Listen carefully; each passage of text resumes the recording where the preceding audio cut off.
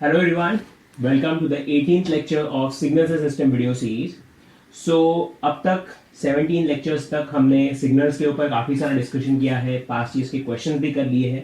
So now we are moving on to the last part of module number 1, that is systems. So अब इन systems में कई सारी properties होती हैं, तो हम उन प्रॉपर्टीज को रियल लाइफ एप्लीकेशन के साथ कनेक्ट करने की कोशिश करेंगे and will try to understand कि जो सब्जेक्ट्स अगर आप लोगों ने पढ़े हुए हैं सिग्नल सिस्टम से पहले, जैसे नेटवर्क्स हो गया, तो उन सब्जेक्ट्स को कैसे हम यहाँ पे रिलेट कर सकते हैं. डिजिटल हो गया, डिजिटल को भी हम कैसे इस चीज में रिलेट कर सकते हैं. हमारी कोशिश ये है कि सब्जेक्ट्स को एक दूसरे के साथ रिलेट करें ताकि आप लोगों का जो ओवरऑल अंडरस्टैंडिंग है वो काफी इंप्रूव हो जाए.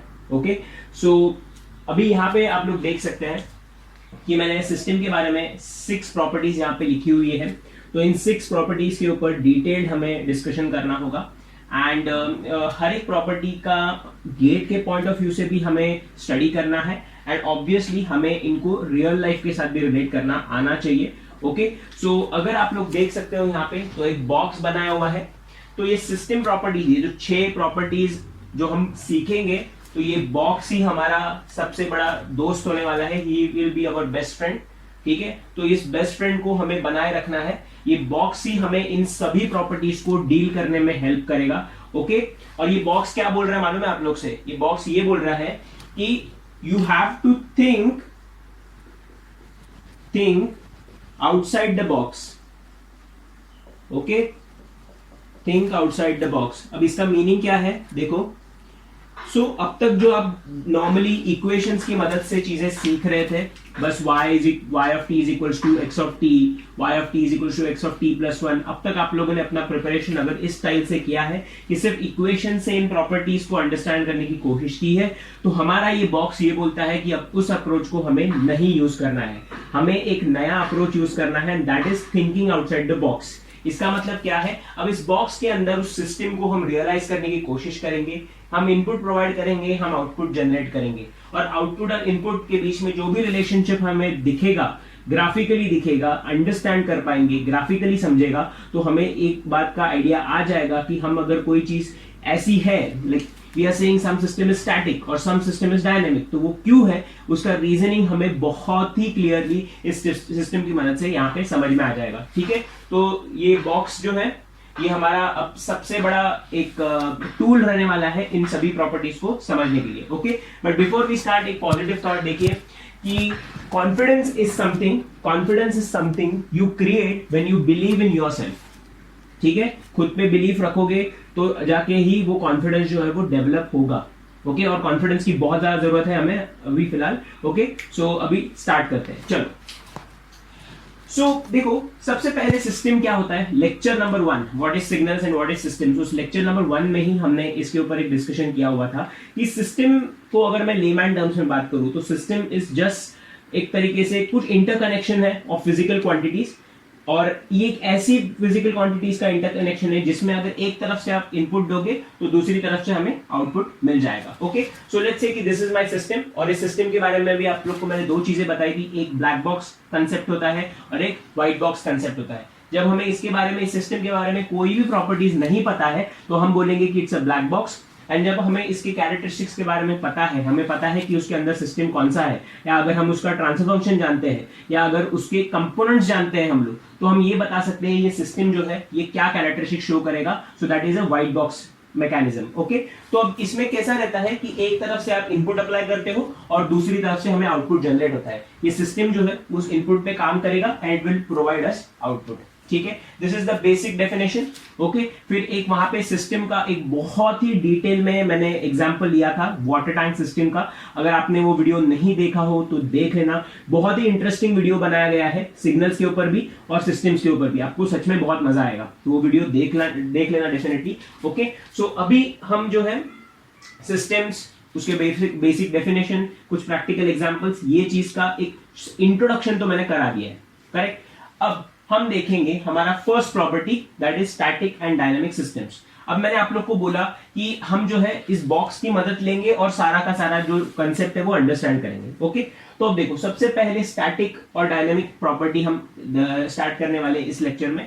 सो स्टैटिक का मीनिंग ये होता है कि present output depends only on the present input. ठीक है, ये बेसिक डेफिनेशन है, ये याद कर लेना, या चलिए तो आप नोट्स बना रहे हो तो उसमें लिख लेना कि present output depends only on the present input. Okay, अब देखते हैं कैसे हम इस चीज को इस बॉक्स की मदद से समझने की कोशिश करते हैं। देखो, मान लेते हैं मैं क्या करता हूं, यहां पे एक रेजिस्टर ड्रॉ करता हूं। ये सिस्टम जो है सिर्फ एक रेजिस्टर का कॉम्बिनेशन है। ओके, सो मैंने क्या किया, कुछ रेजिस्टर्स है इसके अंदर, और उन रेजिस्टर्स को मैंने क्या कर दिया, आर नेट के बराबर लिख दिया। करेक्ट, ये कैसे करते हो आप लोग, थेवेनिन्स की मदद से करते हो या नॉर्टन्स की मदद से कर सकते हो कि आर नेट कैसे निकालना है आपको पता है। ठीक है, सो आर नेट मैंने इस पूरे सर्किट को बता दिया है कि ये कोई एक रेजिस्टिव सर्किट था जिसको एक सर्किट की एक रेजिस्टर की मदद से मुझे रिप्रेजेंट करना है, तो मैं उसको आर नेट लिख दूंगा। अब क्या करते हैं, let's apply Ohm's law. Correct, अब ओम्स लॉ क्या बोलता है, देखो ओम्स लॉ के बारे में आप लोगों ने एक स्टेटमेंट पढ़ा होगा कि V is equals to I R, V is equals to I R. ठीक है, जो लोग भी बोलते हैं कि ये ओम्स लॉ का डेफिनेशन है वो गलत लोग हैं। ठीक है, ये गलत है। क्यों गलत है अभी समझेगा। देखो, अब क्या करते हैं हम लोग, वोल्ट, हमारा जो ओम्स लॉ का डेफिनेशन भी क्या बोलता है कि एक एक्सटर्नल वोल्टेज सोर्स हम अप्लाई करते हैं किसी भी एलिमेंट के दो टर्मिनल्स पे, किसी भी कंडक्टर के दो टर्मिनल्स पे हम क्या करते हैं, एक वोल्टेज सोर्स कनेक्ट कर रहे हैं। इसका मतलब क्या हो गया, ये जो वोल्टेज सोर्स है वो हमारे कंट्रोल में है। ये वोल्टेज सोर्स जो है, ये जो V है, ये वेरिएबल वोल्टेज सोर्स है, ये V जो है ये हमारे कंट्रोल में है। और जो भी चीज हमारे कंट्रोल में होती है, जो बाहर मतलब एक तरीके से सिस्टम से इंडिपेंडेंट होती है, वो क्या होती है, इंडिपेंडेंट क्वांटिटी होती है। इसका मतलब हमारा जो वोल्टेज है वो एक इंडिपेंडेंट क्वांटिटी है। करेक्ट, और जो हमारा करंट है वो डायरेक्टली प्रोपोर्शनल टू क्या होता है, V बाय I का रेशियो, V बाय R का रेशियो। करेक्ट, इसका मतलब क्या हो जाएगा, ये जो I जो है ये कैसा हो जाएगा, V बाय R का रेशियो होता है हमारे ओम्स लॉ के हिसाब से। करेक्ट, इसका मतलब जो I है वो इस V पे डिपेंड कर रहा है, हमारा जो करंट है वो वोल्टेज पे डिपेंड कर रहा है। इसका मतलब हमारा करंट जो है वो एक डिपेंडेंट क्वांटिटी है। करेक्ट, एंड डिपेंडेंट क्वांटिटी हमेशा लेफ्ट में होनी चाहिए। सो लेफ्ट में I is equals to V by R। इसका मतलब ओम्स लॉ का डेफिनेशन अभी आप लोग को समझ में आ गया कि I is equals to V by R is the correct form of Ohm's law. ठीक है, याद रखना इस चीज को। सो अभी हमने क्या किया कि ये वोल्टेज को यहाँ पे फिक्स कर दिया, मतलब एक तरह से एक वोल्टेज सोर्स हमने एक्सटर्नली अप्लाई कर दिया और उसको वेरिएबल रखा हुआ है। It's a variable voltage source. Circuit का जो नेट रेजिस्टेंस है वो फिक्स्ड वैल्यू है। Correct, this is a fixed value. Correct है, और मैं क्या चेक कर रहा हूं, मैं आउटपुट में मैं चाहता हूं कि मुझे करंट मिले। ठीक है, मैंने क्या किया है, एक यहां पे एमीटर कनेक्ट कर दिया, और एमीटर जो है वो क्या करेगा, करंट चेक करेगा कि कितना करंट यहां पे आ रहा है। So this is value I। Fine, अब ध्यान देना, मैं लेट्स से मैं करता हूं कि वोल्टेज की वैल्यू 2 वोल्ट्स है। I से वोल्टेज इक्वल्स टू 2 वोल्ट्स। जो आर नेट हमें मिला था, let's say this is 4 ohms. ये कांस्टेंट वैल्यू है, फिक्स्ड वैल्यू है, क्योंकि आप अगर थेवेनिन्स लगा देते हो तो आपको समझ में आएगा it is going to be a constant value. Dependent sources वगैरह ऐसा कुछ भी कंसेप्ट सोचो मत, सिंपल सा सर्किट है जिसमें आर नेट की वैल्यू 4 ओम्स है, फिक्स्ड। करेक्ट, अब V is equals to 2 volts है, R is equals to this thing, so I is equals to V by R होता है। V बाय R कितना होगा, 2 by 4 is 0.5। Correct, so 0.5 amperes हमारा जो value होगा करंट का वो हमें इंस्टेंटेनियसली मिल जाएगा। बराबर है, इंस्टेंटेनियसली मिल जाएगा।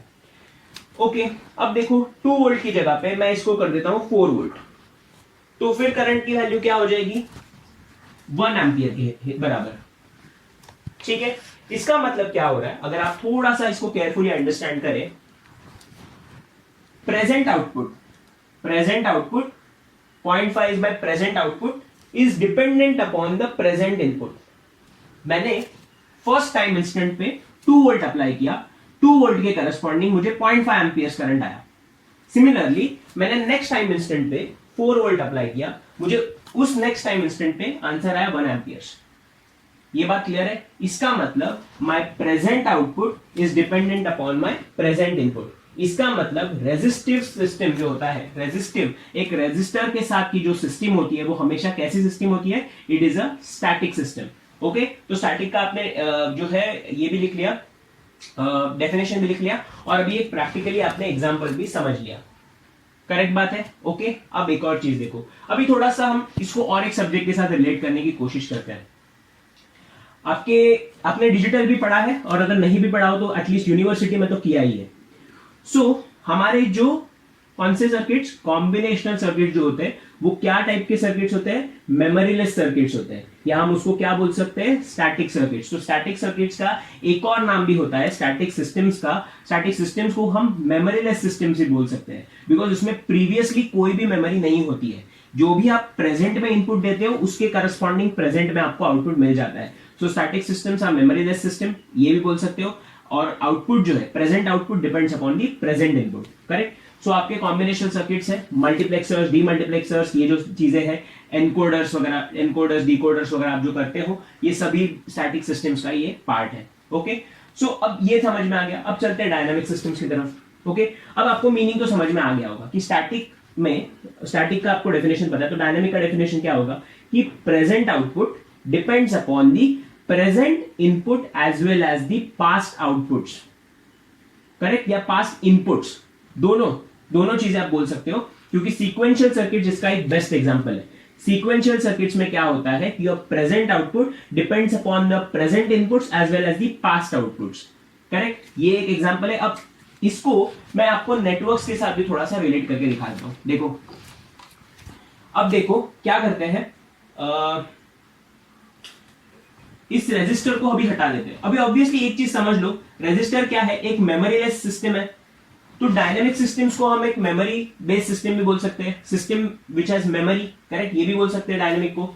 तो अभी देखो इसका मतलब क्या हो जाएगा कि मुझे एक चीज तो समझ में आ गया कि जो मेरे एनर्जी स्टोरिंग एलिमेंट्स है, all my energy storing elements are my memory systems. मतलब क्या है, इंडक्टर हो गया, कैपेसिटर हो गया, ये किस टाइप के सिस्टम्स है, डायनेमिक सिस्टम्स है, करेक्ट। अब देखो उसी लॉजिक को हम यहां पे यूज करके देखते हैं कि कैसे हम उस पार्ट को भी समझेंगे। देखो, अब मान लो मैं क्या कर रहा हूं, यहां पे एक कैपेसिटर इंसर्ट करता हूं कि एक कैपेसिटर बेस्ड सिस्टम है मेरे पास, ठीक है, this is my capacitor, correct.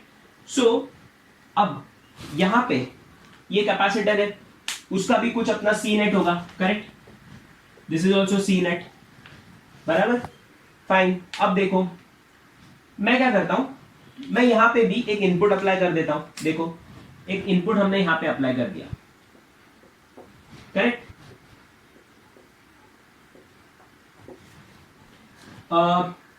हम क्या करते हैं, चलो कैपेसिटर का वोल्टेज लेते हैं, क्योंकि अभी यहां पे आपको लग रहा होगा कि ये तो पैरेलल में है। वैसे पैरेलल नहीं है, बस सी नेट की बात हो रही है यहाँ पे, बट ठीक है, जनरली हम कैपेसिटर के वोल्टेज में इंटरेस्टेड रहते हैं। सो हम क्या करते हैं, आउटपुट में कैपेसिटर वोल्टेज देखते हैं और इनपुट में हम करंट दे देते हैं, ठीक है, will provide input as current. So मान लो एक करंट हम दे रहे हैं यहाँ पे, दिस इज माई आई, ये भी एक वेरिएबल ले लो या जो भी, जैसे भी सिंपल रखना है अपने को। तो ये देखो, और यहां पे आउटपुट में we have a capacitor voltage, correct, this is VC, plus minus इसको हम बोलेंगे VC, capacitor voltage VC is going to be our output, great. अब देखो करंट फ्लो करेगा कैपेसिटर के अंदर, तो कैपेसिटर अपने आप को चार्ज करेगा, करेक्ट। सो हमें एक चीज तो पता है कि वीसी का एक्सप्रेशन क्या होता है, ठीक है, वीसी का एक्सप्रेशन बता दो यार मुझे। सो वी हैव वीसी का expression as Vc is equals to 1 by C integrating from minus infinite to t IC of t dt, ये होता है, करेक्ट बात है। इसका मतलब आप लोग समझ रहे हो कि मुझे अगर ये Vc of t होता है, correct, this is going to be Vc of t, क्योंकि वो भी एक टाइम वेरिंग क्वांटिटी है। सो Vc of t, तो जब मैं बोलता हूं मुझे Vc of 2 चाहिए, ठीक है, लेट्स से मैं t इक्वल्स टू यहां पे 2 पुट कर देता हूं, ठीक है, तो ये t जो है वो इक्वल्स टू 2 के बराबर हो जाएगा, बात सही है। इसका मतलब माइनस इनफाइनाइट से लेकर 2 तक इस करंट वाले जो कर्व है उसके अंदर जितना भी एरिया प्रेजेंट होगा उस पूरे एरिया को हमें कंसिडर करना पड़ेगा इन Vc। इसका मतलब क्या कि सारे प्रीवियस वैल्यूज प्लस उसके साथ साथ जो प्रेजेंट वाला वैल्यू वो भी हम ले रहे हैं इनपुट में, करेक्ट। जैसे आप इसको समझ लो कि ऐसे ले लो, चलो अभी ये बॉक्स का वैल्यू तो हमें समझ में आ गया, तो बॉक्स के साथ दोस्ती बनाए रखना है अपने को, ये सिस्टम्स जब तक हम पूरी तरह से समझ नहीं जाते हैं, ठीक है। अब कंसिडर करो कि वही वही सिस्टम है अभी भी, बट अभी मैं क्या कर रहा हूं, मैं चाहता हूं कि मैं आप लोग को एक कर्व ड्रॉ करके दिखाऊं यहां पे, देखो। सो ये with respect to time vary करेगा। This is my IC of T, और ये कर्व जो है वो कुछ इस फॉर्म का है, ठीक है। देखो कि ये कुछ इस तरह सा, ठीक है। This is 2, this is like this, and consider करो, चलो ये कर्व है मेरा, this is 0, this is 2, this is -1, correct. This is IC of T. ये जो करंट है ये हमने किसको अप्लाई किया हुआ है, एक कैपेसिटर को अप्लाई किया हुआ है, ठीक है। This is my current, this is IC of T, ये कैपेसिटर को अप्लाई किया है, एंड करस्पॉन्डिंग हमें मिलने वाला है इसमें plus minus of VC of T, correct बात है, ठीक है। ये कैपेसिटर की अपनी कोई एक वैल्यू थी सी नेट करके। इसका मतलब क्या है, Vc जो है is directly proportional to the area under the this thing. इसका मतलब क्या, जब मैं Vc at t equals to 2, मैं चाहता हूं कि मुझे t इक्वल्स टू 2 पे वैल्यू चाहिए Vc की, Vc at t equals to 2, but that value is equals to the whole area under the IC of t curve. ये सारा का सारा एरिया में हमें इंटरेस्टेड है, मतलब प्रेजेंट के साथ साथ सारे पास्ट वैल्यूज को भी हमें कंसिडर करना पड़ रहा है। इसका मतलब क्या हो गया, it is a dynamic system, correct बात है, ओके। सो प्रेजेंट के अलावा किसी भी टाइम इंस्टेंट पे अगर आपका सिस्टम डिपेंड कर रहा है, अगर सिस्टम का आउटपुट प्रेजेंट के अलावा किसी भी और टाइम इंस्टेंट पे डिपेंड कर रहा है, तो आपका सिस्टम जो है वो डायनामिक नेचर का है, और sequential circuits are the best examples of your dynamic systems, okay. तो ये आप लोग को समझ में आया डिटेल में, पक्का 100%, ठीक है। कुछ भी डाउट हो आप पक्का पूछ लेना कमेंट्स में, ठीक है। तो अभी क्विक रिकैप जैसे हम देखते हैं इस चीज का, स्टैटिक और डायनामिक में क्या हमने अभी डिस्कशन किया, देखो। तो अभी क्या करेंगे, कॉलम बना देते हैं और आप लोग मेरे साथ पॉइंट्स जो है वो बताते जाएंगे, देखो। So we have a static system and we have a dynamic system, correct. जो जो पॉइंट्स हमने अभी तक डिस्कस किए उन सभी पॉइंट्स को यहां पे लिस्ट डाउन करने की कोशिश करते हैं, देखो।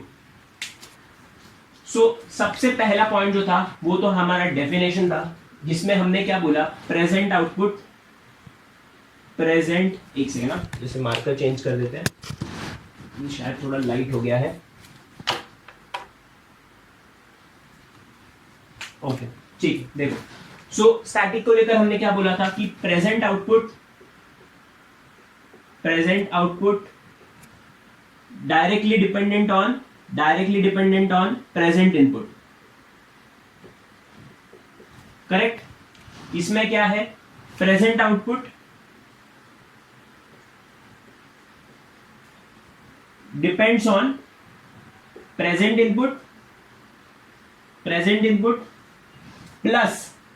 प्लस हो सकता है कि पास्ट इनपुट हो या फिर फ्यूचर भी हो सकता है, ठीक है, फ्यूचर इनपुट भी हो सकता है, ठीक है। तो ये हमारा फर्स्ट पॉइंट है, ओके। इसको जरा रब कर दे तो बहुत बड़ा हो गया, आप लिख लो इसको पहले, ठीक है। अब सेकंड पॉइंट हमने डायरेक्टली एक सर्किट रियलाइज किया था, तो वो सर्किट क्या था, देखो। रेजिस्टिव सर्किट जो होता है, जो आर के साथ जो सर्किट्स होते हैं वो स्टैटिक होते हैं, यहाँ पे एल और सी के साथ जो सर्किट्स होते हैं वो डायनामिक सर्किट्स होते हैं, ठीक है। ये हमारा था point number 2, okay. Third point के बारे में हमने बोला, दिस आर मेमोरीलेस सिस्टम्स, ठीक है, क्योंकि ऑब्वियसली प्रेजेंट आउटपुट सिर्फ प्रेजेंट इनपुट पे डिपेंड कर रहा है, तो मेमोरीलेस सिस्टम्स है। ये क्या है, विथ मेमोरी,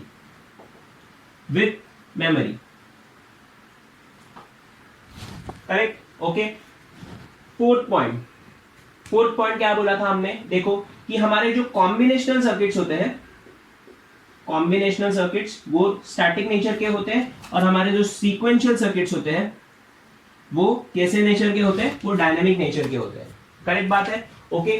सो इसके अलावा और कुछ था क्या, नहीं, बस यही था मेन, सारे जो मेजर पॉइंट्स थे वो यही थे। मैंने आप लोगों को एकदम सब्जेक्ट्स को रिलेट करके भी बता दिया कि कैसे स्टैटिक सिस्टम्स और डायनामिक सिस्टम्स में आप डिफरेंशिएट कर सकते हो, ओके। तो हमें बस यही रखना है कि हमें जब आप कोई भी सब्जेक्ट पढ़ रहे हो गेट में, कोशिश करो कि आजू बाजू के जो भी सब्जेक्ट्स है उनको लिंक करने की कोशिश करो, ठीक है। अच्छे से अगर आप लिंक करोगे तो आपका अंडरस्टैंडिंग जो है वो और डिटेल में बढ़ते जाएगा, correct, okay. So that's it, बस स्टैटिक और डायनामिक के बारे में यही था, ओके। नेक्स्ट लेक्चर में हम शायद 2 प्रॉपर्टीज एक साथ कवर करेंगे, ओके सो अच्छे से जो है पहले के लेक्चर्स को रिवाइज करो, पास्ट ईयर्स के क्वेश्चंस भी हमने अब स्टार्ट कर लिए हैं, तो वो उसमें मैंने ट्रिक्स भी बताया है, कन्वेंशनल मेथड्स भी बताया है, तो दोनों को एकदम अच्छे से आप अपने नोटबुक में लिख लेना। ओके और कोई भी डाउट हो कमेंट्स में बेझिझक डालना। ओके एंड मतलब आई होप आप लोग को ये सब समझ में आ रहा है और अच्छा भी लग रहा हो जो भी हमारे लेक्चर्स चल रहे हैं। सो आपके मतलब अगर अच्छा लगे तो यार थोड़ा कमेंट्स में भी डाल दिया करो, तो हमको भी थोड़ा सा एक तरीके से मोटिवेशन मिलता है कि और बेहतर करें। ओके सो दैट्स इट, बस यही था इस वीडियो में। Will see you next video. Thank you.